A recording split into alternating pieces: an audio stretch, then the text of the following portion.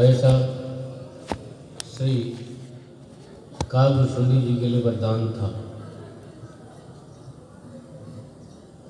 ऐसी ही ठीक मिथिलापुरी रसभूमि जहाँ अविद्या का प्रवेश नहीं है, श्री राम जी महाराज अयोध्या से चल करके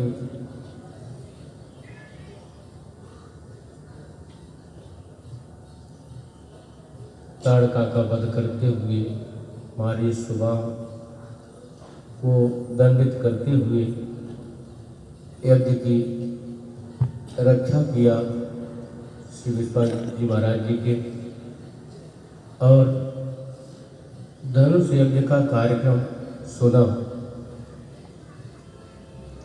कि मिथिलापुरी में धनुष यज्ञ हो रहा है। श्री हनुमान जी, श्री राम जी महाराज विश्वामित्र जी महाराज जी के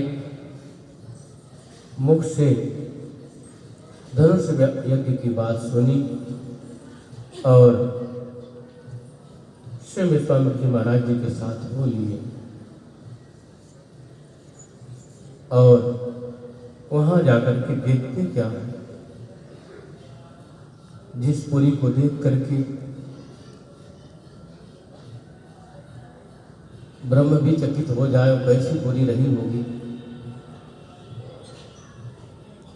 हम लोग उसका बखान क्या कर सकते हैं। बहुत चकित चित कोट बिलोकी, सकल भुवन शोभा जगोकी।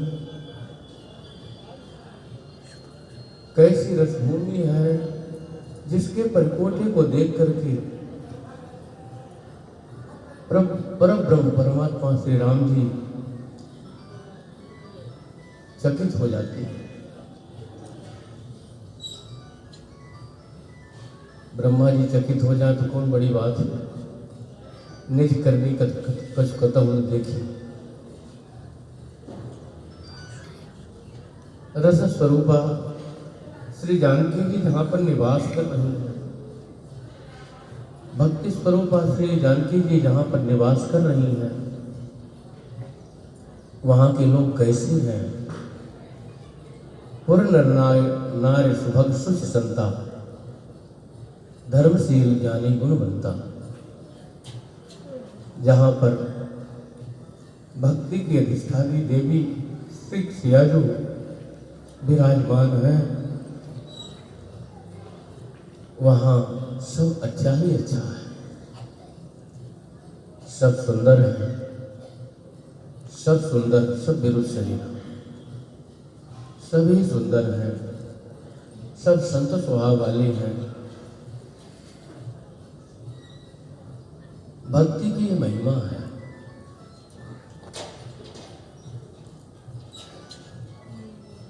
वहां पर जाते ही हृदय आह्लादित हो जाता है, और वहां पर बिना पहुंचे संतोष नहीं मिलता। जब राम जी को संतोष नहीं मिला, राम जी को सुख नहीं मिला, मिथिलापुर जब तक नहीं पहुंचे तब तक हमारी सरकार कहती थी कि राम जी को श्रेय प्राप्त तब तक नहीं हुआ जब तक मिथिला की ओर पग नहीं बढ़ाए। अयोध्या में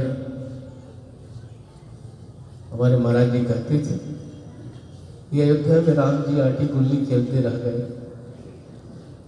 न ये शेर को मार देना, वो चीता को मार देना, भैंसा को मार देना, बड़ी पहलवानी थी, बहुत बड़े वीर कहलाते थे। लेकिन एक पग बढ़ाया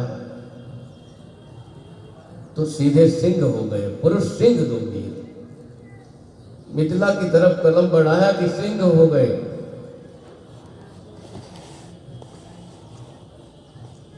पहले तो भैंसा को मारते, मृगा को मारते, यहाँ वहां जय मृग राम बाण के मारे, लेकिन मिथिला की तरफ जहां पैर बढ़ाया कि राम जी सिंह हो गए, राजा हो गए।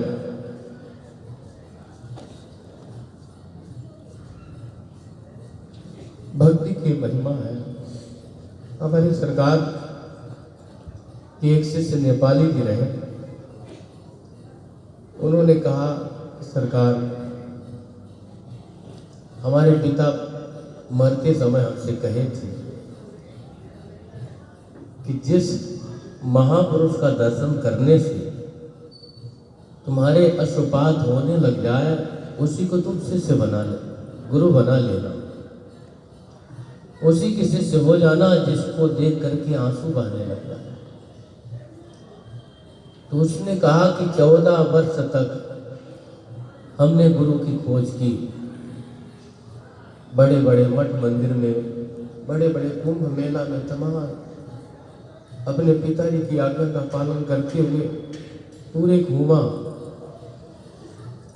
और जाते सत्संग भी करते, बैठे रहते, उनके बारे में सुनते जहाँ तहाँ, लेकिन कभी ऐसा आकर्षण नहीं हुआ।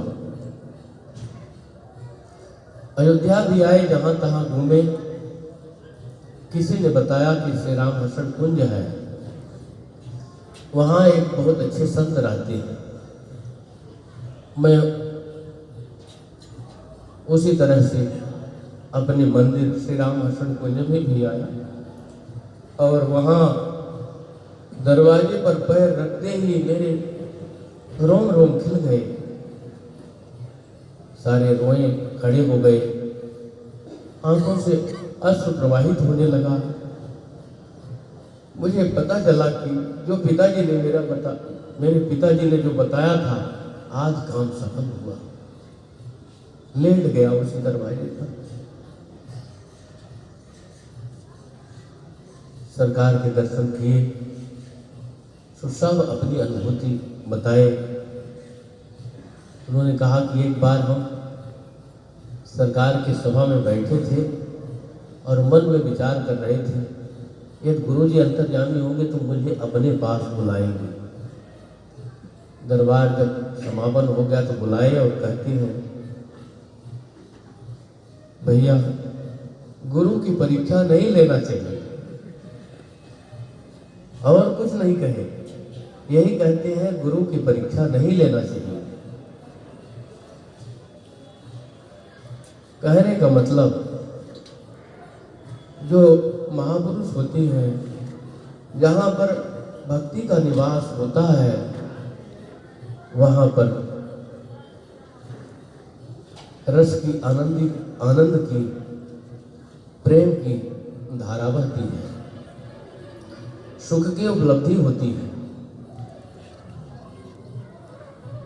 श्री किशोरी जी, राम जी की भक्ति जहाँ पर निवास करती है, वह आनंदमय हो जाता है।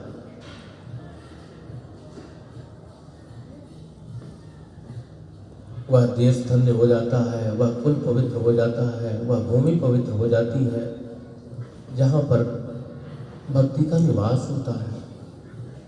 फिर श्री किशोरी